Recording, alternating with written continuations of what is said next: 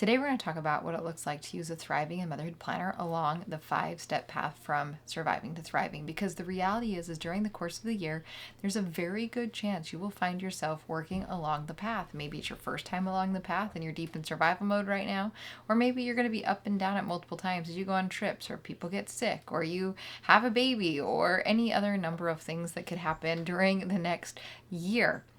So let's jump into what it actually looks like practically every day using that Thriving and Motherhood Planner from someone that's been using it since 2015.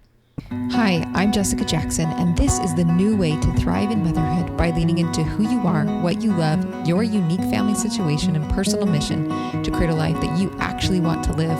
I want to invite you to join me in saying no to the life of the exhausted supermom, burnout, victim thinking, being pulled in so many directions, suffering through survival mode, or being lost in motherhood, and say yes to building strong families and moving forward on our greatest goals in order to create a fulfilling life that we are excited to wake up to each day and become a soaring mother. This is the Thriving in Motherhood podcast. When I created this planner for myself, I was in the depths of survival mode. I created it at a time when I had just had my second baby, and that was a very difficult pregnancy, a very difficult delivery. It left it so I couldn't walk.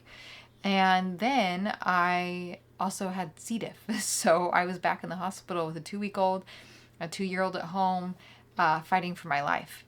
And what I did during this time was realize I was ready to start living again. My first 2 years of motherhood were very disorienting. It was very, my days were long. I didn't know what to do with them. I didn't know what to do with myself. I felt really trapped with this baby. I wasn't sure. I didn't know I didn't know how to do anything with the baby, honestly. And so I was just really kind of floating, wasting my time, spending my time hanging out, and it was not fulfilling. It was not meaningful. It was not purposeful.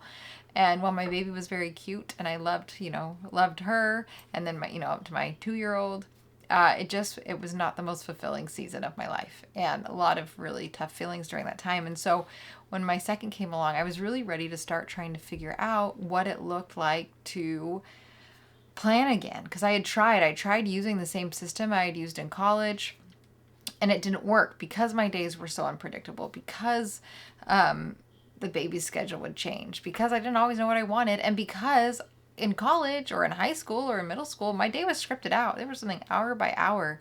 And when I came to motherhood, that was so not the case as a stay-at-home mom, a newly stay-at-home mom. You went from teaching in a classroom to being at home. So I didn't have things to put on the calendar. And then when I did try and put things on the calendar, I had to switch it around or cancel. So that is where I came from in creating this planner. And the very first thing that I really needed to do was figure out, what did I even want my life to look like? Because just putting things on a calendar willy-nilly was not working. Creating to-do lists was not working. I had to figure out a why. I had to figure out something to put on this. And so I love this quote from Dan Sullivan: to have a better present, you need a bigger future.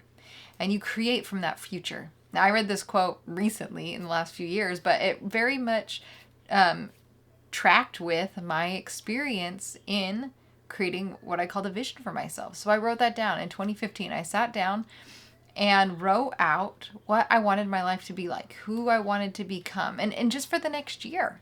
I'm not thinking major long term. I picked a word for a year. I set different goals that went along with that goal and gave myself something to work towards. Now, I've developed a planning system from there, which you can watch any of the planning videos that I have that describe in great detail the entire system that I've built out over the last decade or more, 10 years with the planner. But today I want to go through how I use this Thriving in Motherhood Planner in all of these seasons, because it is the thing that pulled me out of survival mode, but I'm not using it in the same way every single day or week, depending on the season that I'm in. So the very first element is creating that vision for your year.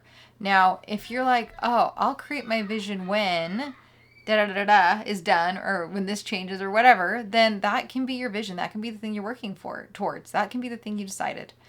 But I have an entire Create Your Vision workbook at the front half of the front section of the planner, not half, front little few first pages of the planner is this Create Your Vision workbook to help you reflect on your previous year and come up with what's happening next in your future year. To help you figure out what matters to you and where you want to put your time and energy, and to just imagine and get the juices flowing. So then you're off now somewhere along the 5-step path from surviving to thriving. Maybe survival mode, maybe reentry, maybe normalizing, maybe exploring, maybe thriving. Now in survival mode, you might find that you're not using the planner very much, and that's okay. I can sometimes go weeks or even this year months without hardly writing anything down on my weekly pages because I'm in survival mode. There's not, I'm just handling life as it comes to me. I'm often using the Thriving in Motherhood journal in those seasons, which helps me focus more on what's in my circle of influence during those hard times. However, in the planner, I do have a few crucial exercises. One is the monthly review pages. So this is what November's looks like this year. And on that page, it has focus, discovered, learned, accomplished, went, family, and books read. Now, the reason why this is so important is because when we're in a survival season, it's so easy for our brains to focus on what didn't happen, what isn't going well. It tells us things like, all I do is fill in the blank, something not glamorous or exciting. And the reality is typically a lot more is happening than we are realizing, than we're holding on to. And so when I'm in a survival season, it's super important for me to do those exercises every 30 days or go back and fill them out even later to help reality check and help me see more of what is true. It puts me in a way better state of mind. I typically start those exercises feeling very discouraged and end feeling like, wow, I'm doing okay. Life is really good, even when it's hard. The other thing that I might be using in survival mode are my think and process pages. So those are line pages that I can brain dump and handle however I need to. If we're in survival mode because we were on a trip, I might be brain dumping to get ready to go, or any number of things. But those pages are for me to use as I need. Now, reentry is a busy time, and I might have started writing things, like doing a weekly planning session, but oftentimes it's kind of like this long list of things that I'm just trying to get through. And so I'll use the think and process pages to write a long list in my planner and then figure out what do I actually need to do right now? What can I just ignore? I did I've had a couple podcast episodes actually about going through reentry with the planner and what I wrote in those think and process pages. I will try and link them below. If you're in reentry and trying to see what that looks like in more detail. Now, normalizing is when you're starting to do normal things. You're starting to start doing all those things you stopped doing when you're in survival mode. So meal planning in the planner, writing down what your appointments are, figuring out what your big 3 is for the week. Now, those big 3s are really important because it takes you through, okay, this is my vision for the year, and what can I do this week to make progress in that area of my life that I'm working on, as well as looming out and saying, oh, okay, well, Halloween's coming up, so that's going to be a big 3 because I got to get costumes ready, or, oh, it's a kid's birthday, so that's going to be a big 3 because we're doing birthday things.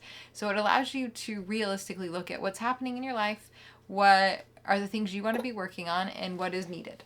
So I love starting to do those big 3s because it allows me to choose my priorities and be aware of what my priorities are. Using the weekly planning pages for context-based to-do lists, super helpful so that I can start maximizing those batches of time that I do have to work on things, whether I'm sitting at the computer, whether I'm working on things around the house. It helps me get clarity there. Now, in exploring, I can keep using everything I've got going on in the planner. I definitely want to be making sure that I'm doing quarterly reviews so that I'm reflecting on what is going on, the things I'm trying, the things that we're doing and experiencing, and then coming up with a good plan moving forward. Figure out what am I going to let go of, what am I going to keep doing, what do I want to try next, and trickling that into my monthly planning sessions as well as I'm deciding, okay, this is what I want to do this quarter, so what am I going to focus on for the next 30 days? Now, I also have habit tracking boxes in my planning pages on the weekly pages. And so if part of exploring is doing something for 30 days or 60 days or 90 days, I can track that on those pages there.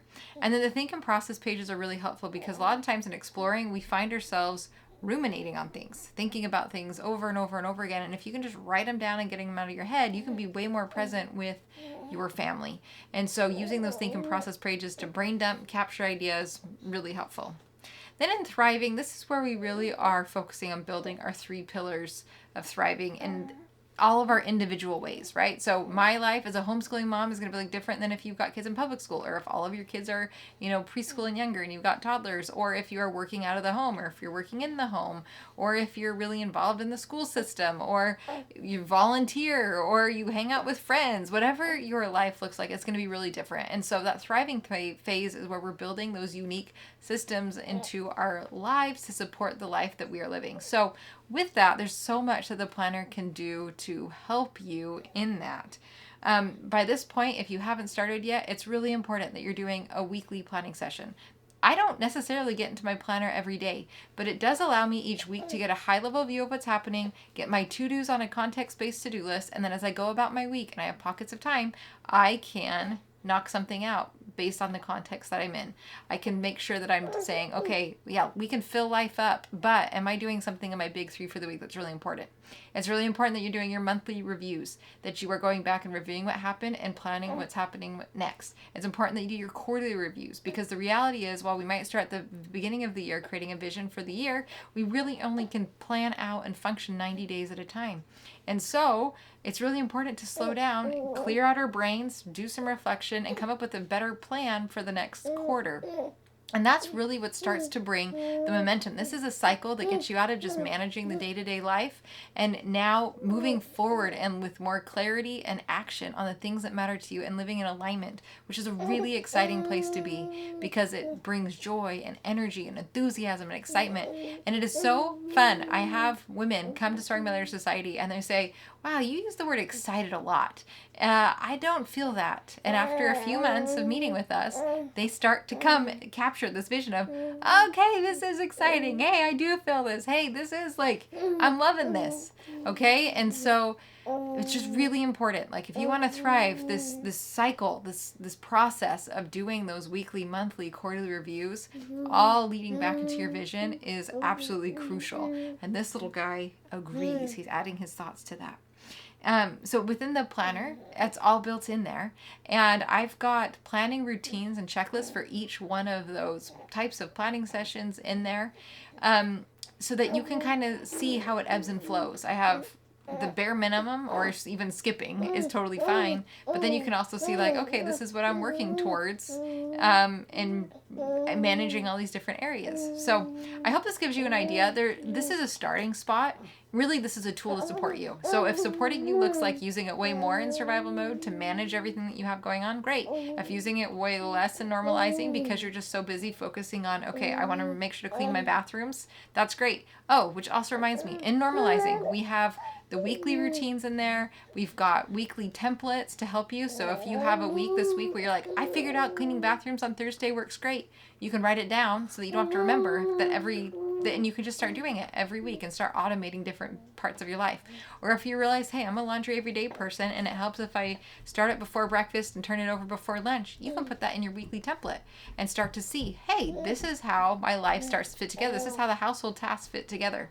So that is really how the planner can serve you, and how over time you just support you making teeny tiny changes in your life that add up to something incredible over time. And it's really exciting.